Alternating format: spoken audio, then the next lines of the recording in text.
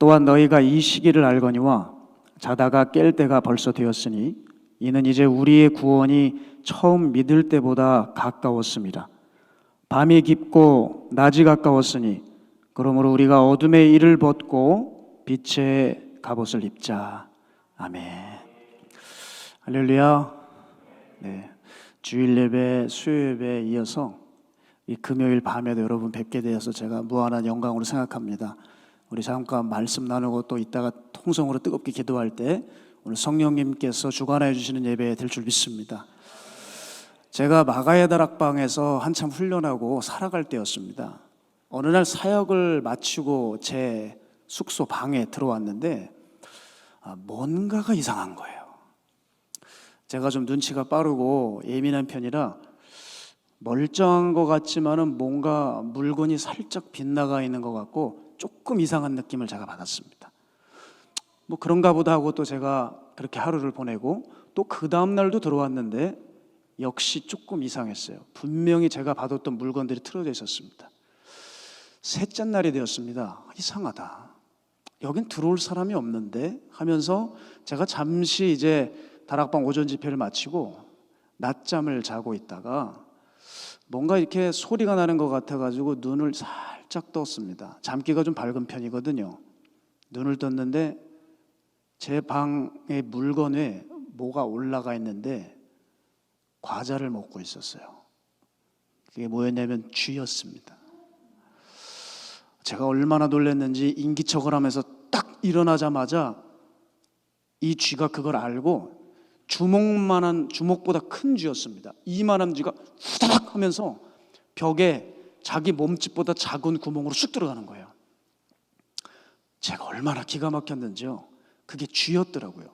쥐가 제가 없는 사이면 거기서 나와서 그냥 제 방을 이것저것 건들기 시작했던 것입니다. 그러다가 제가 가끔 먹으려고 힘들게 구해놓은 과자였습니다. 그것도 요만한 거였는데 그걸 쥐가 입으로 껍질을 뜯어서 먹고 있었던 것이었어요. 제가 가만 기억을 더듬어 봤습니다. 아니 어떻게 이런 일이 일어날 수 있을까? 3개월 전이었습니다. 3개월 전부터 제가 사실 한 가지 뭔가 소리를 들었어요.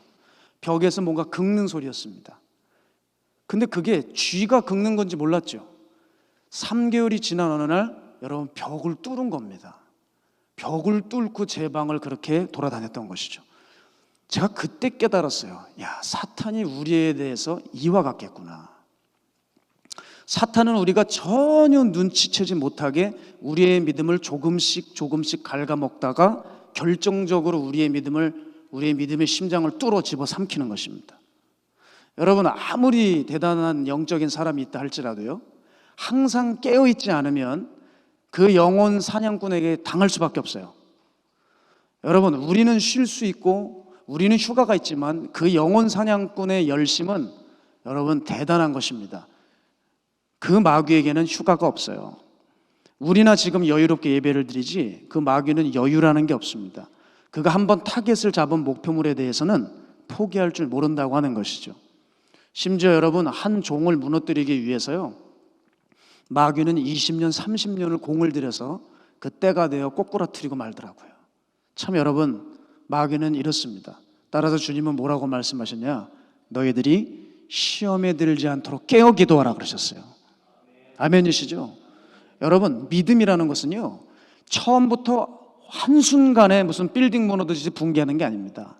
우리의 믿음은 점차 시간을 두고 균열이 가고 무너져 내리기 시작을 하는 거예요. 그러다가 기둥이 무너졌네?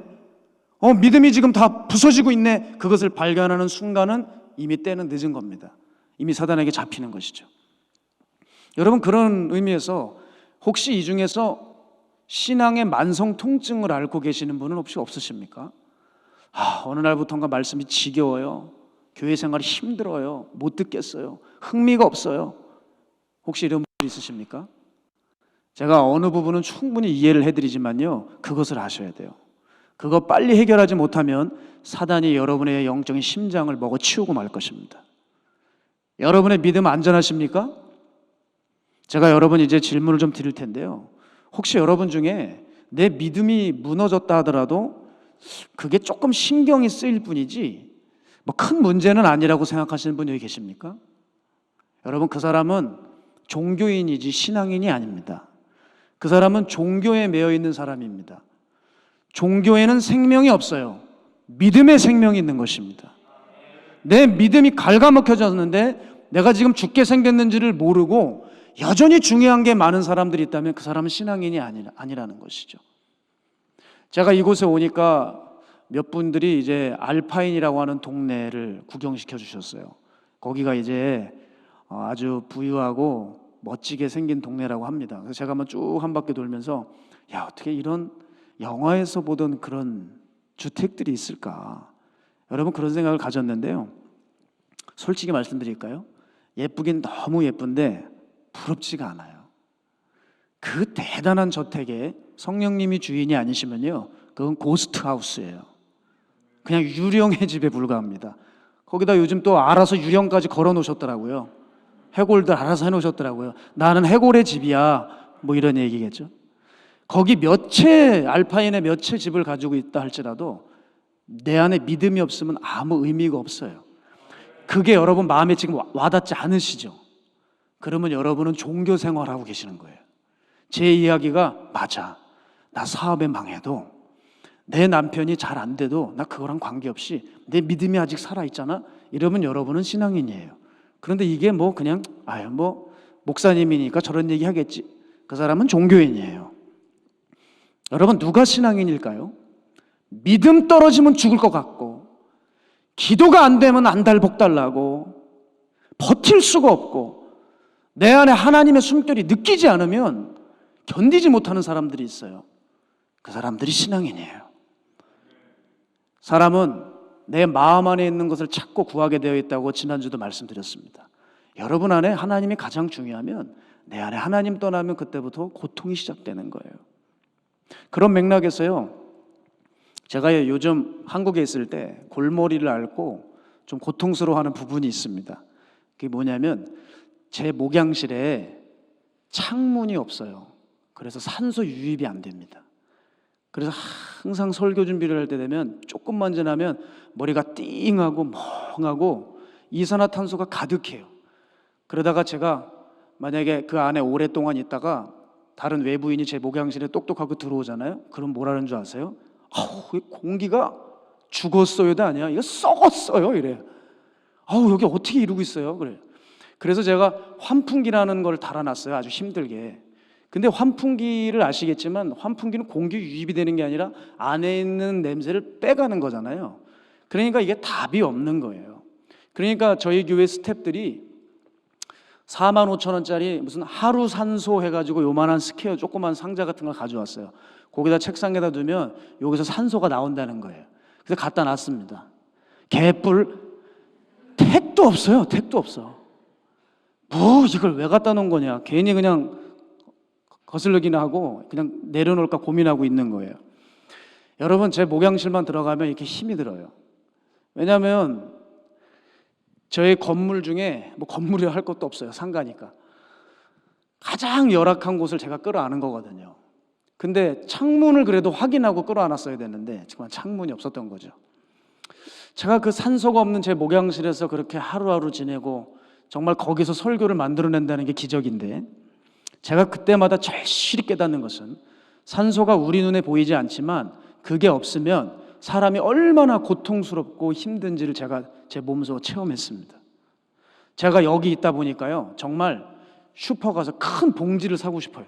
그래서 뉴저지에 이 맑은 공기를 다 담아서 쪼매가지고 제 목양실에 갖다가 두고 싶은 거예요. 웃지도 않으시네요. 여러분, 고통을 좀 당해보셔야 돼요. 제가 그 목양실에서 항상 생각하는 게 뭐냐면요, 산소가 없어도 이고생인데 하물며 하나님의 숨이 우리 인생 가운데서 걷어지게 되면 그 인생은 정말 어떻게 될까? 소망이나 있을까? 끔찍한 거죠. 영적 시체에 불과하다는 거예요. 하나님의 숨이 없는 인생은 영적 시체입니다. 그냥 몸만 바쁘게 돌아다니고 있는 격이 되는 것입니다. 여러분, 또 한 가지요. 제가 이 목양실에 있으며 근데 산소가 없는 걸 어떻게 알았을까요? 그건 간단해요. 저에게 생명이 있기 때문입니다. 제게 생명이 있으니까 산소가 없는 것을 알아차린 거죠. 제가 만일 죽은 시체였으면 이게 산소건 이산화탄소건 가득 있건 무슨 영향을 받겠습니까? 그렇죠? 여러분 마찬가지입니다. 여러분 만일 영적으로 죽으시면 내 안에 성령의 역사가 임했는지 내 옆에 귀신이 있는지 전혀 간파할 수가 없어요. 제가 한국에서 예배 사역할 때마다 기가 막힌 게 뭔지 아세요? 어느 날 기도를 하는데 교회에서 마가의 다락방 기도원에서 역사하는 성령의 임재가 임하는 거예요. 그러니 제가 얼마나 깜짝 놀라고 신이 나겠습니까? 주여 주여 하면서 이제 기도 인도를 하는데 다 안에서 기쁜 거예요. 하나님 우리 교회도 이런 은혜를 주시는군요 하면서. 그때 성령의 임재가 강하게 임하니까 제가 얼른 눈을 딱 떴습니다. 왜냐하면 성도님들이 반응이 어떤지 보려고요. 어떤 성도님들은 성령의 임재가 있으니까 난리가 나요. 그냥 막 두 손으로 막 물맷돌을 돌리는지 돌리시고요.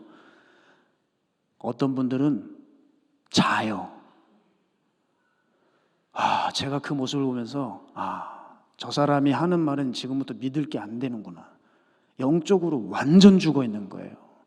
그렇게 푹 주무신 분들이 있어요. 근데 그분들이 꼭 예배 끝나면 뭐라 그런 줄 아세요? 제 손 잡으면서 목사님 은혜 많이 받고 갑니다 그래요. 도대체 무슨 은혜? 불면증이 치료된 걸까요?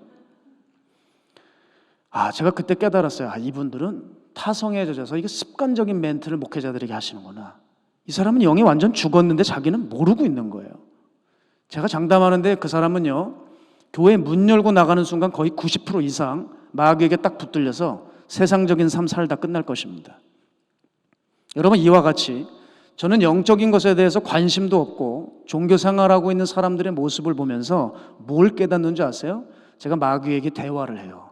야 마귀야 너 아주 영혼들 지옥 데려가는데 아주 쉽겠구나. 제가 그 생각을 해요. 여러분 마귀가 사람들 지옥 잡아갈 때 결코 힘들게 잡아가지 않습니다. 요즘 보니까 더 그래요. 왜냐하면 쉬워요. 사람 안에 죄를 좋아하는 마음, 사람 안에 타락한 마음이 이미 있거든요. 그 마음만 이용하면 그냥 알아서 지옥 갑니다. 저는 이따금씩 교회들의 맥 빠진 비전 얘기를 들을 때가 있어요. 그때 생각해요. 야, 마귀가 교회를 흔드는 건 이렇게 쉬워. 시군죽 먹기다. 왜냐하면 저렇게 교회가 세상 사랑하는데 교회의 저 세상 사랑하는 마음만 이용하면 교회 흔드는 건 시군죽 먹기 아닙니까? 여러분 따라서 우리가 신앙에서 낙오된다고 할 때 혹시 이 중에서도 내가 신앙에서 낙오된 사람들 혹시 계십니까? 그거 다른 거 탓할 필요 없습니다. 다른 이유 찾을 필요 없어요. 내가 여전히 죄를 사랑하고 세상을 사랑하는 마음 때문이에요. 그걸 버리지 못하기 때문에 아주 쉽게 마귀에게 끌려가는 것이죠. 따라서 여러분 신앙의 승패는 어디 달려있느냐? 누가 자신의 신앙을 꼼꼼히 들여다보고 누가 얼마나 신속하게 내 안에 더러운 것들을 뽑아내느냐 여기에 달려있는 것입니다. 여러분 병원에 가셨어요. 병원에 갔는데 암이 있다고 의사에게 진단을 받으신 거예요. 그때 의사가 이렇게 얘기합니다. 환자분 다행히 암 크기가 작습니다. 그럼 여러분 위로가 되십니까? 그러면 수술 안 해도 되는 겁니까? 의사가 암 크기가 작다고 했어. 수술 안 해도 되겠다. 병원비 아끼자. 그런 사람은 없죠. 당장 수술하자고 날릴 거예요. 암은 그렇게 하면서 죄의 경우는 그냥 둬요. 이 정도는 작은 거니까. 이 정도는 교인들 다 가지고 있으니까. 이건 사소한 거니까. 그런데 여러분 그 사소한 게 결국 자라나서 여러분의 인생을 송두리째 흔들고 지옥으로 끌고 가게 만들 것입니다. 여러분 우리가 이제 진리를 들어도 내 영이 어떤 지경인지 진단도 내리지 못한 채 그저 세상 자랑에 취해 있고 손주 손녀나 자녀들 재롱 떠는 재롱잔치나 보고 웃고 있고 자기 생활에 얽매여서 영혼의 깊은 잠에 빠져 있는 사람은 혹시 없으십니까? 여러분 그 사람은 종교 생활하고 있는 거예요. 진리를 전해줘도 결국 그게 안 들리고 계속 수근수근대고 말씀이 세다, 강하다, 어렵다 이런 얘기만 하는 것이죠. 자, 그런 맥락에서요. 지금도 한국에서 열심히 노숙인 사역을 하고 있는 저와 함께 있는 강한수 형제가 있습니다. 제가 어제도 말씀드렸죠. 수요일도 말씀드렸죠. 조직폭력배였던 친구인데 정말 노숙인들의 친구가 되었어요. 이 형제가 어느 날 노숙인 사역을 하고 저한테 와서 그래요. 목사님, 제가 어느 노숙인을 만났는데 이 노숙인은 제가 드리는 이 정상적이고 맛있는 도시락을 드시지 않고 쓰레기를 뒤져서 먹어요. 그래요. 그래서 그 아저씨를 만날 때마다 현수 형제가 그랬답니다. 아저씨, 이거를 드세요. 쓰레기를 뒤져 드시면 어떡해요? 했더니 그 아저씨가 그러더래요. 나는 이 쓰레기가 맛있어. 난 이 쓰레기가 좋아 그러더래요. 그러면서 쓰레기를 퍼면서 음식물 쓰레기에서 그걸 먹더라는 거예요. 왜 이렇게 된 줄 압니까? 너무나 오랫동안 그 쓰레기에 길들여져서 그런 것입니다. 여러분, 그렇기 때문에 정상적인 도시락이 앞에 있어도 먹을 수가 없는 거예요. 여러분, 우리도 마찬가지거든요. 오랫동안 쓰레기를 먹어오면은 진리가 들리질 않아요. 진리를 줘도 그게 뭔지를 몰라요. 그리고 나를 상하게 하는 오물 같은 말씀들, 쓰레기 같은 것들을 취하게 된다는 것이죠. 사랑하는 여러분, 그래서 우리에게 진짜 무엇이 있는지, 지금 나는 뭘 좋아하는지, 무엇이 남아있는지 확인하셔야 돼요. 진리가 여러분 안에 있습니까? 주를 바라볼 수 있는 거룩과 경건이 있습니까? 악한 마귀가 올 때 대적할 수 있는 기도의 힘이 있습니까? 나나 내 가족 살리기 급급한 거 말고 저 다른 영혼 좀 살려야 되겠다 하는 구령의 열정이 우리 안에 있습니까? 아니면 그런 거 다 없어도 나보다 남을 낮게 여기고 겸손히 여기는 마음, 사람을 섬길 수 있는 사랑의 마음이 있습니까? 여러분, 우리 안에 무엇이 남아있는지 보셔야 돼요. 그저 돈밖에 없습니까? 건물밖에 없습니까? 땅밖에 없습니까? 자녀밖에 없나요? 비참한 거예요. 베드로는 금과 은과 금은 내게 없거니와 내게 있는 것을 내게 주노니 곧 나사렛 예수 그리스도 이름으로 일어나 걸으라 했습니다. 엘리야는 기도할 때 하늘에서 불을 끌어내렸어요. 도르가는 아무도 알아주지 않는 초라한 행색이었지만 사람들을 사랑으로 살렸어요. 그러나 교회된 우리는 도대체 무엇이 남아있느냐 이 말이에요. 무엇이 남아있느냐? 영적 실력은 아무것도 없으며 세상 자랑에 취해 있는 것은 아니냐? 여러분, 그런 사람들은 교인들에게는 인기가 있어요. 그런데 하나님은 관심도 없어요. 버림받은 자일 수도 있습니다. 여러분, 따라서 제가 바로 이런 부분을 우리 목사님께 훈련받은 것 같아요. 지난 10여 년이 넘는 세월 동안 무엇을 훈련받았나? 목회자를 떠나서요, 신앙인이라면 어떻게 살아야 할지를 알려주셨어요. 네가 하는 말이 아니라 삶에 나타나는 순종과 능력이 있어야 한다는 말씀이에요. 목사님이 늘 순종의 말씀을 강단에서 하시지 않습니까? 그 말씀이 항상 저희들을 교육시켜 주셨던 말씀이거든요. 신앙인으로서 가져야 할 순종, 야성, 그 힘, 그것을 가지고 삶을 살아내는 훈련, 또한 교회로서 꼭 가지고 있어야 될 영적인 힘, 이런 것들을 길러낼 수 있게 도와주셨어요. 그래서 제가 제 개인적으로는 신학대학을 다니면서 너무나 힘겹게 싸웠어요.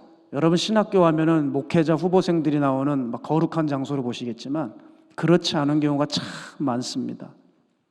신학생들이 오히려 채플 때 예배 잘 못 드리고요, 목회자들을 길러내야 될 교수들이 예수 그리스도를 인간으로 보는 사람들이 많아요. 그렇게 불의의 메시지를 교회에서 가르쳐요. 아니, 학교에서 가르쳐요. 그럴 때 그 교수들과 얼마나 치열하게 싸웠는지 모릅니다. 그러다가 저 같은 경우는 학교에서 집단 왕따를 당했어요. 그렇게 웃고 그렇게 함께했던 친구들이 어떤 한 사건을 통해 한순간에 눈빛이 달라지고 저를 떠나더라고요. 공동체적으로는요, 동성애가 인천의 창고라는 것을 막고자 힘겹지만 열심히 싸웠어요.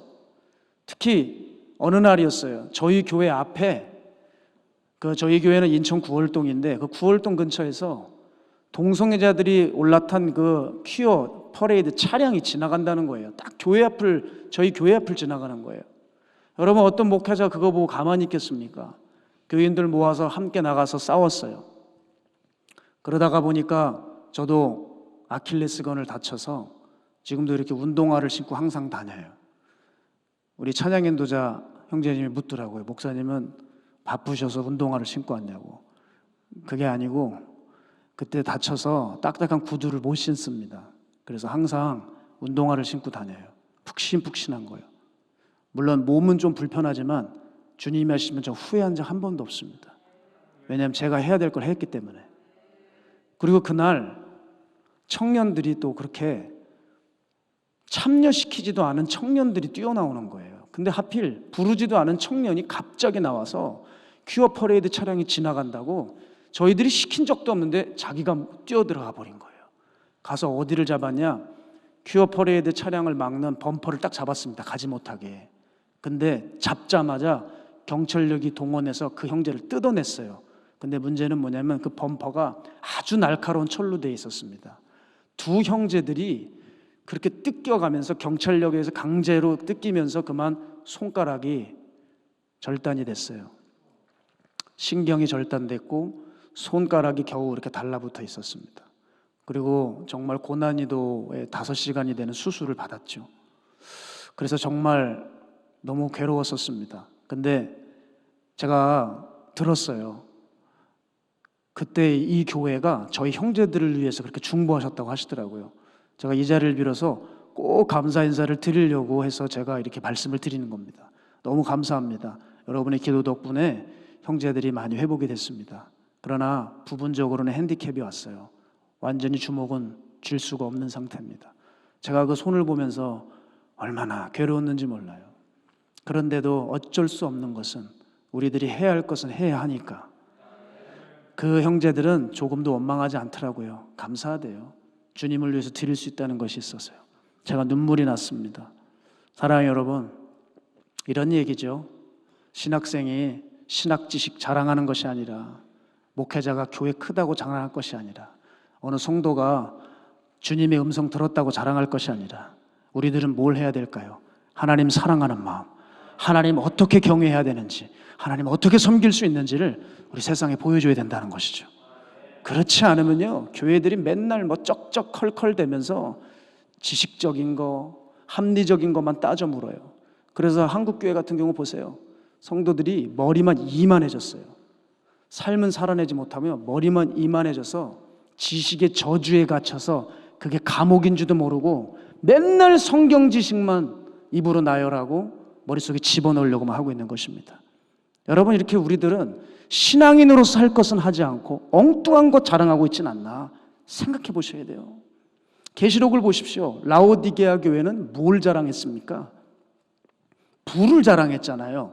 그래서 주님이 뭐라 그러세요? 네가 말하기를 나는 부요하다, 부자라고 말하지, 그러나 내가 네 실상을 좀 말해줄까?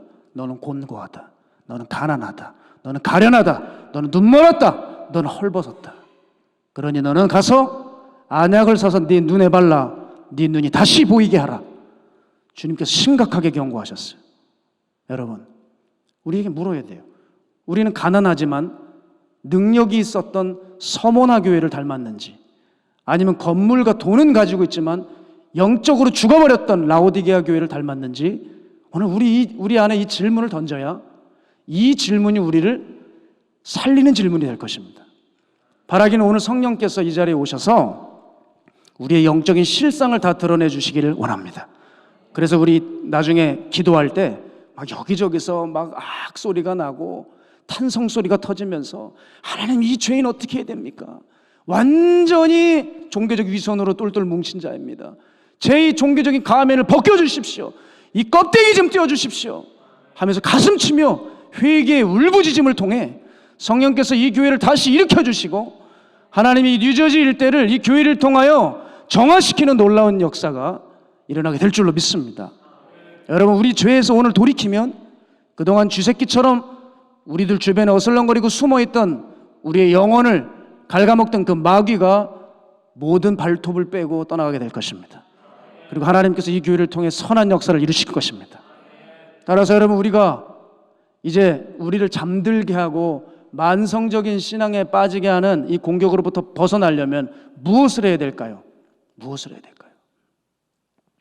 여러분, 제가 작년에 수술을 좀 많이 했습니다. 건강해 보이는지는 모르겠지만 제가 어깨도 수술을 하고 손가락도 수술을 하고 성대도 수술을 하고 많이 했어요. 특히 어깨 같은 경우는요, 재활운동이 이렇게 많이 필요한 부분인지 몰랐습니다. 전 수술하고 나면 괜찮을 줄 알았는데 그게 아니더라고요. 재활을 안 하면 그냥 굳어져 버려요. 그런데 놀라운 사실이 뭔지 아십니까? 바쁘다는 핑계로 재활을 어느 순간 하다가 놔버렸다는 겁니다.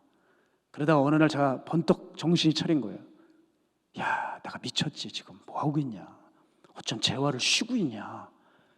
왜냐하면 재활을 쉬면요, 이 가동 범위가 줄어들어요. 이 뒤까지 넘어가질 못하는 겁니다. 그래서 열심히 다시 하기 시작했어요. 제가 그때 알았다니까요. 사람이 얼마나 무서운 존재인지. 언제는 아파 죽겠다고 해놓고, 그래서 수술을 해놓고요, 조금 살만하니까 재활을 안 하고 있더라고요. 여러분, 이러다가는 팔 제대로 못 쓰는 겁니다. 여러분, 어떻게 하면 팔을 쓸 수 있죠? 계속 움직여야 돼요. 버거워도 재활이 지루해도 계속 움직여야 돼요. 여러분, 움직이면 사는 겁니다. 아시겠죠? 움직이면 살아요. 마찬가지예요. 여러분, 그저 우리 교회의 분위기에 적응하고만 있으면 죽는 거예요. 말씀을 듣는 거 거기에 익숙해져 버리면요, 영적으로 성장할 수 없어요. 늘 말씀이 들려올 때 내 영이 반응하는지를 살펴보셔야 돼요. 이 말씀이 내 삶에 어디까지 소화할 수 있는지, 내가 저 말씀을 받아서 내가 이제 살았다라고 하는 고백이 여러분 삶에 나오는지 확인하셔야 돼요.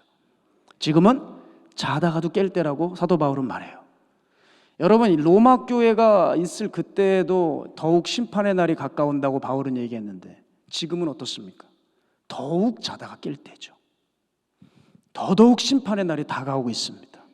오늘 내 영을 깨우는 말씀이 여러분 이른 새벽에 일어나는 자명종 소리같이 들리기를 원합니다. 그러면 영혼의 어두운 밤은 지나가고 여러분 삶에 햇빛이 비추는 거예요. 진리의 말씀이 들려오기 시작하면 어둠에서 일어나 빛의 갑옷을 입기 시작할 거예요. 여러분이 말씀을 통해서 오늘 이 밤에 생명을 얻으시길 바랍니다. 생명의 역사가 일어나야 돼요. 오늘 이 일을 성취하기 위해 제가 한 가지 예를 드리려고 합니다. 영국 사람들은요, 날 생선이나 회를 잘 먹지를 않는데요. 그런데 유독 싱싱하게 살아있는 활어, 물고기는 매우 좋아한답니다. 그래서 특히 북해에서 잡은 싱싱한 청어를 좋아한대요. 여러분, 청어 아십니까? 그 청어를 유독 좋아하는데 문제가 하나 있답니다. 북해에서 청어를 잡아서 올 때 바다에서 이 청어를 빼내는 순간 청어는 금방 죽는데요. 그래서 청어가 산채로 런던에 오기까지는 불가능하대요. 거의 대부분 런던 오기까지 다 죽는다는 겁니다. 그런데 신기한 걸 발견했어요. 어느 연로한 어부는 이 북해에서 잡은 청어를 산채로 런던까지 계속 잘 가져오는 거예요. 그래서 기자들이 물었습니다. 인터뷰를 했어요. 아니 선생님, 어떻게 이렇게 산채로 청어를 가져옵니까? 이분의 답은 너무 간단했어요. 청어가 있는 통에 메기 한 마리 넣으면 됩니다. 그랬어요. 그러면 여러분, 메기가 그 청어가 있는 통에 딱 들어가면 메기가 청어 몇 마리는 뚝딱 잡아먹겠지만 나머지 청어들은 자기 친구들이 잡혀 먹는 걸 보고 죽어라 도망다니는 거예요. 그 안에서 열심히 살려고 도망다니다가 보면 런던까지 도착하고 싱싱한 청어를 얻게 된다는 얘기예요. 바로 이게 무슨 얘기냐면 이게 영적인 원리랑 동일해요. 우리가 생명력 있게 살고 싶으시죠? 그건 끊임없는 활동력이 있어야 되는 것입니다. 끊임없는 주를 향한 활동력이 우리의 생명을 유지시켜 준다는 거예요. 바울이 이 비밀을 알아서 자기 후계자 디모데에게 바로 이렇게 얘기합니다. 우리가 디모데전서 4장 15절 16절 함께 읽기 원하는데요. 시작. 이 모든 일에 전심전력하여 너의 성숙함을 모든 사람에게 나타나게 하라. 내가 내 자신과 가르침을 살펴 이 일을 계속하라. 이것을 행함으로 내 자신과 내게 듣는 자를 구원하리라. 아멘. 제가 이 말씀을 참 좋아해요. 보세요. 끊임없이 주를 위해 나아가고 주를 위해 계속하는 이 일이 남만 살리는 것이 아니라 그 일을 하는 자기도 구원한대요. 놀랍지 않습니까? 여러분, 저는 그래요. 제가 언제 가장 살아있을 때 같다고 느끼냐면 사역 때문에 휘몰아칠 때요. 아주 그때 살아있는 것 같아요. 비록 몸은 지치죠. 그런데 영은 살아있어요. 감기에 걸릴 수는 있지만 제 영은 생생히 살아있어서 주님의 뜻을 이루어드릴 수 있더라고요. 여러분, 성도의 생명력은 끊임없는 왕성한 활동력이 있는 줄 믿습니다. 세상에서도 봐도 그래요. 사람들 보면 누가 갑자기 휙 하고 가시는 줄 압니까? 제가 분석해 봤더니요, 열심히 일하시다가 일을 그만둔 사람들, 그리고 삶의 목적이 없어진 사람들, 이분들은요 금방 늙고 일찌감치 세상을 떠나시더라고요. 그러나 삶의 목표가 있는 사람들, 주를 기쁘시게 해드려야 되겠다는 목적이 있는 사람들은 항상 바빠요. 그러나 그들은 몸은 지쳐갈지라도 그 영은 살아있어서 영향력을 미치게 된다는 것이죠. 아직 여러분이 움직이고 계시지 않는다면, 하나님이 만일 여러분 사랑하신다면 오늘 메기 한 마리 여러분 삶에 넣으실 것입니다. 그런 의미에서 사람이 고난을 당하고 질병을 당하는 건 그렇게 나쁜 일은 아니에요. 그 메기 한 마리가 내가 내 영이 더 살게 하고 하나님을 의지하고 하나님을 붙들게 한다는 것이죠. 오늘 주님께서 여러분을 정신없이 움직이게 하는 메기 한 마리를 보내시길 축복합니다. 여러분, 힘들고 어렵더라도 내가 죽지 않는 게 중요한 거예요. 내가 썩지 않는 게 중요한 거예요. 내가 시대의 탕류에 쓸려 내려가지 않는 게 중요한 거예요. 여러분에겐 생명력이 남아있으십니까? 지금 주를 위해서 무엇 하고 계십니까? 예배만 드리는 거 말고요, 주님이 원하시는 뭘 하고 계십니까? 나를 위해서 예수님 이용하고 계시진 않습니까? 아니면 순전히 주님의 영광을 위해서 주께 충성하고 계십니까? 저는 그런 맥락에서 저는 이분을 항상 보고 배웠어요. 이분은 이제는 95세가 되신, 노인이 되신 우리 마가의 다락방의 기도의 어머니이신 박현식 전도사님이라는 분이에요. 성경의 안나 선지자가 평생에 성전을 떠나지 않고 기도하셨던 것처럼 우리 박 전도사님은 딱 그렇습니다. 한평생 제단을 기도로 지키신 분입니다. 저희는 그분의 중보기도 먹고 종으로 살아갈 수 있었어요. 저는 개인적으로 늘 하루를 마치면 산으로 향해서 기도하며 하루 결산을 하는데, 항상 산을 오르기 바로 그 입구에 우리 박 전도사님 사택이 있습니다. 그러면 그 전도사님 댁에 머물러서 같이 교제를 나누고 그분을 기도해드리곤 하는데요, 제가 항상 갈 때마다 이분은 하시는 말씀이 있어요. 딱 그분 시야에 제가 보이면, 아이고 목사님 힘든데 왜 오세요? 또 오셨어요. 아이고 어떡하면 좋아요. 힘드신데 어서 가서 쉬세요. 늘 그런 말을 하세요. 그러니까 오지 말라는 식으로 말씀을 하세요. 그런데요, 제가 어느 날 전도사님 댁에 정시보다 늦게 방문을 하잖아요. 그럼 이러세요. 목사님 오셨어요. 목사님이 오시겠지 하면서 잠도 안 자고 기다리고 있었는데 그 보람이 있대요. 그러면은 여러분, 제가 가야 되는 거예요? 가지 말아야 되는 거예요? 제가 그분과 오랜 시간 함께 시간을 보내다 보니까 이분이 저를 의지가 되시는 모양이에요. 그래서 제가 안 보이면 불안해하세요.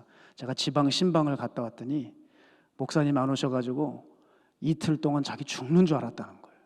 너무 불안하고 힘이 들었대요. 이 어른이 그렇게 대단했던 분인데 이제는 연세가 되셔서 사람이 그리우시구나.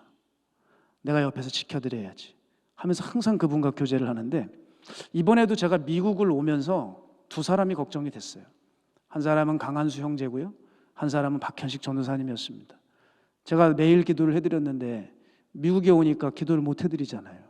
마음에 너무 걸려서 한국 시간에 맞춰서 제가 여기서 전화를 했어요.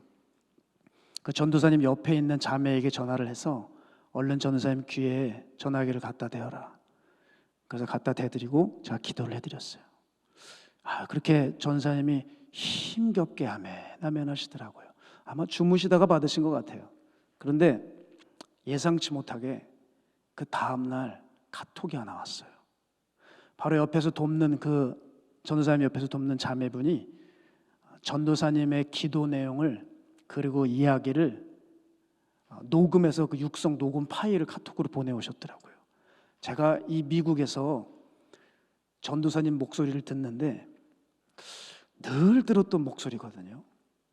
이 이방 땅에서 제가 이 목소리를 듣는데 눈물이 볼을 타고 흐르더라고요. 목사님, 나를 잊지 않고 기도해 주셔서 너무 고마워요. 정말 고마워요.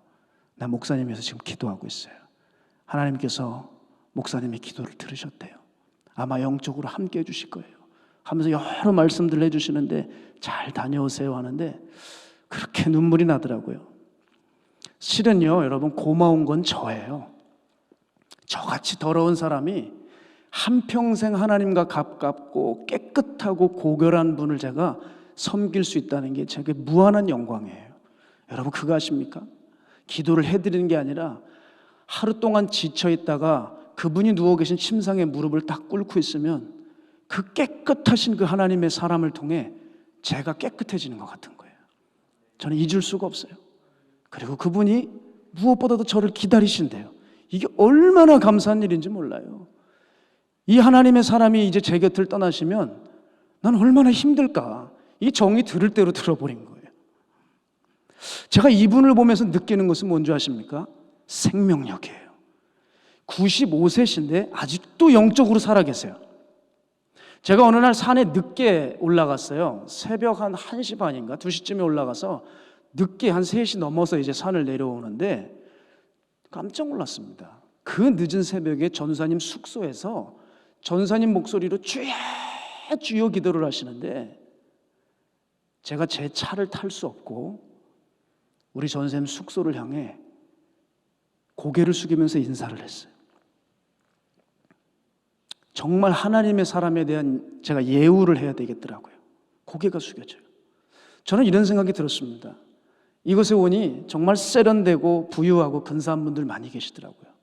그런데 우리 전사님은요, 한평생 초라한 행색으로 정말 가정 돌봄도 없이 성전에서 하나님만 사랑했던 분이에요. 이상하죠?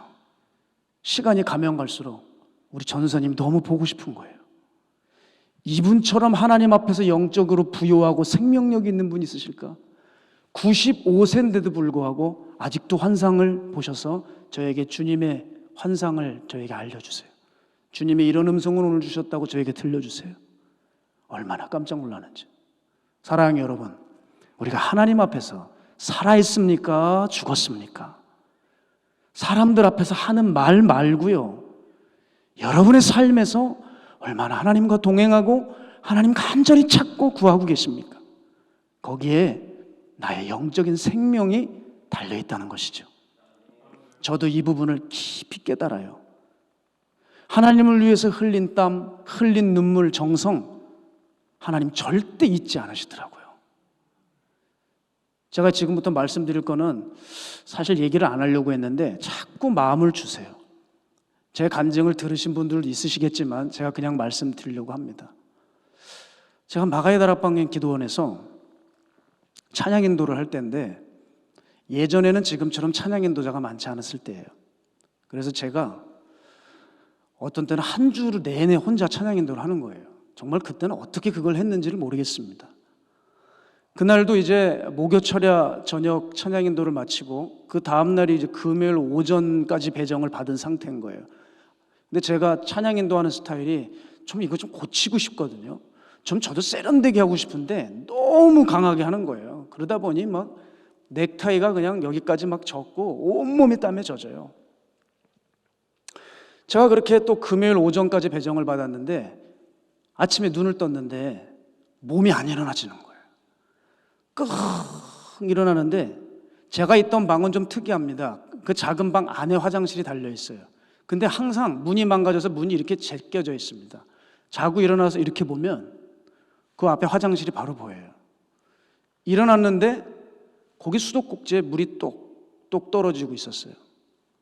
제가 그걸 보면서 한참 생각에 잠겼습니다. 저기서 뜨거운 물로 한 번만 씻었으면 좋겠다.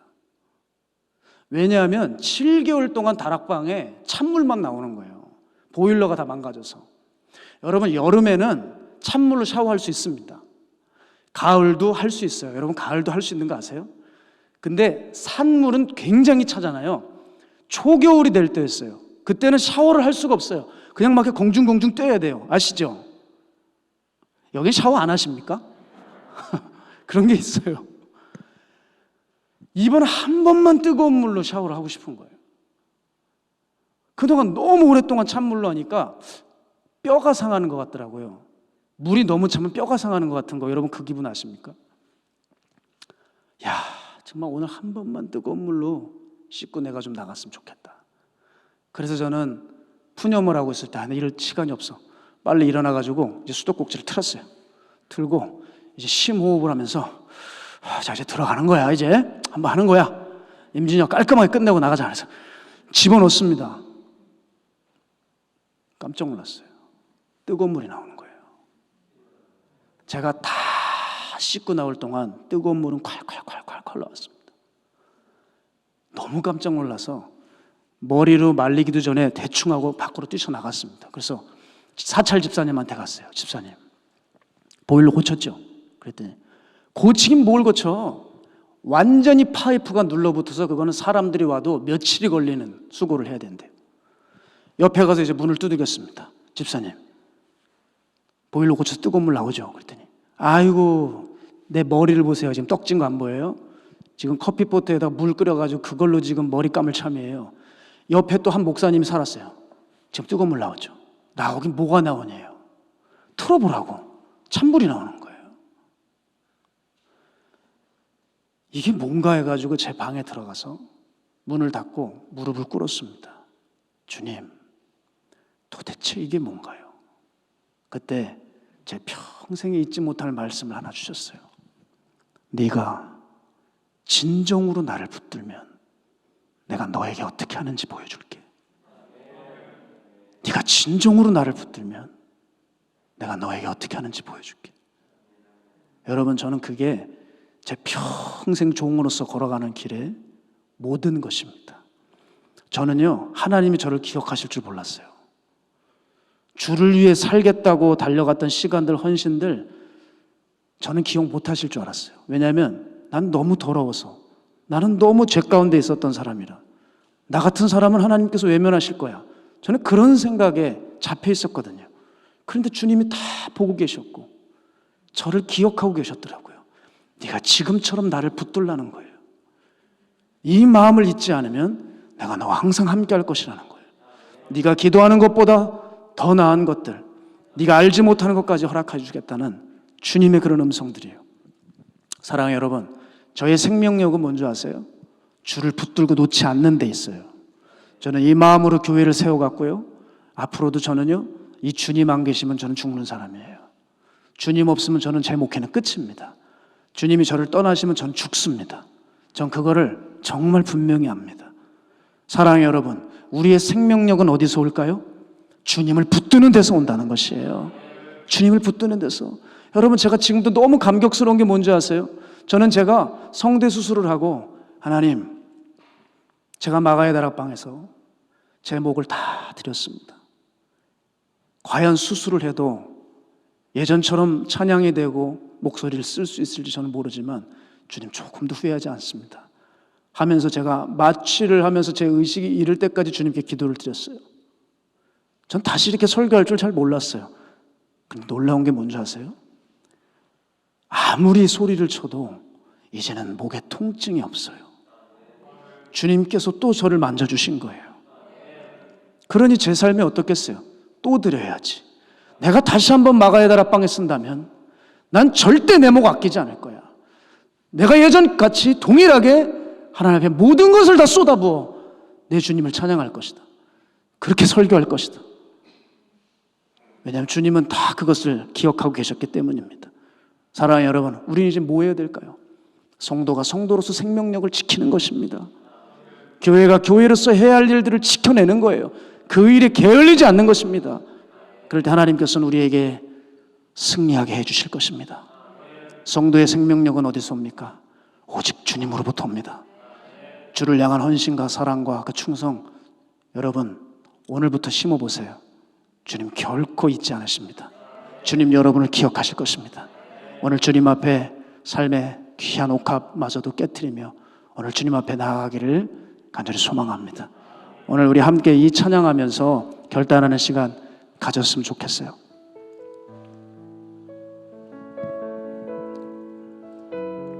우리 고백할까요? 순전한 삶의 옥합, 우리 찬양을 좀 도와주시면 감사하겠습니다. 순전한 나의 삶의 옥합 깨뜨려 주께 모두 드리리. 나의 가장 귀한 것 주께 드리리. 나의 주님 예수, 나의 주님 예수. 순전한 나의 삶의 옥합 깨뜨려 주께 모두 드리리. 주께 모두 드리리. 나의 가장 귀한 것 주께 드리리. 나의 주님 예수, 나의 주님 예수. 내가 힘을 다하여, 내가 힘을 다하여 주의 나를 예비하리니. 주가 보고 그 사랑으로 주의 것 삼으시네. 이것이 나의 기도, 나의 소망, 나의 모든 것. 눈물로 주님께 간구하오니. 이것이 나의 기도, 나의 소망, 나의 모든 것. 주여 나를 기억하소서. 이것이 나의 기도, 이것이 나의 기도, 나의 소망, 나의 모든 것. 눈물로 주님께 간구하오니. 이것이 나의 기도, 나의 소망, 나의 모든 것. 주여 나를 기억하소. 우리 다시 한번요. 이것이 나의 기도, 나의 소망, 나의 모든 것. 눈물로 주님께 간구하오니. 이것이 나의 기도, 나의 소망, 나의 모든 것. 주여 나를 기억하소서. 주여 나를 기억하소서. 주여 나를 기억하소서. 주여 나를 기억하소서. 사랑하는 하나님, 여러 가지 구한 것 같지만 주님 한 분만 원합니다. 주님 한 분만 붙들 수 있으면 우리 안에 죽음과 사망 권세 떠나갈 것입니다. 주님 의지하고 십자가 붙들면 아무리 절박한 상황 가운데 있는 사람일지라도 소망이 샘솟아 올라올 것입니다. 생명을 거머쥐게 될 것입니다. 살아있는 성령의 역사에 이끌림을 당할 것입니다. 오늘 주님 이 밤에 모여서 이렇게 애타게 주님을 부르짖고 기도했던 주의 성도들의 이 기도를 기억하여 주셔서 앞으로도 항상 부르짖게 하여 주시고 주님 외에 아무것도 중요하지 않는 주의 권속들 되어 시간이 가면 갈수록 열매 맺고 꽃 피우고 하나님의 영광을 위해서 쓰임받는 우리 모두 되게 하여 주옵소서. 언제나 시간이 가도 우리 삼직교회와 성도님들의 생명력이 날마다 빛나고 유지되게 하시길 간절히 소망하오며 살아계신 예수님의 이름으로 축복하옵고 기도드립니다. 네. 지금 이곳엔 성부, 성자, 성령 하나님의 살아계신 사랑과 은혜와 사람을 거듭나게 하시는 능력이 이제 앞으로 죽음에서 벗어나 어둠에서 벗어나 빛의 갑옷을 입고 생명력을 뿜어내기로 작정한 주의 백성들, 머리 위에, 가정 위에, 직장 위에, 사업체 위에, 그리고 케냐로 가신 박보영 목사님과 조성영 담임 목사님 함께하는 그 길목이 이제로부터 영원토록 함께하시기를 간절히 축복합니다. 아멘. 아멘.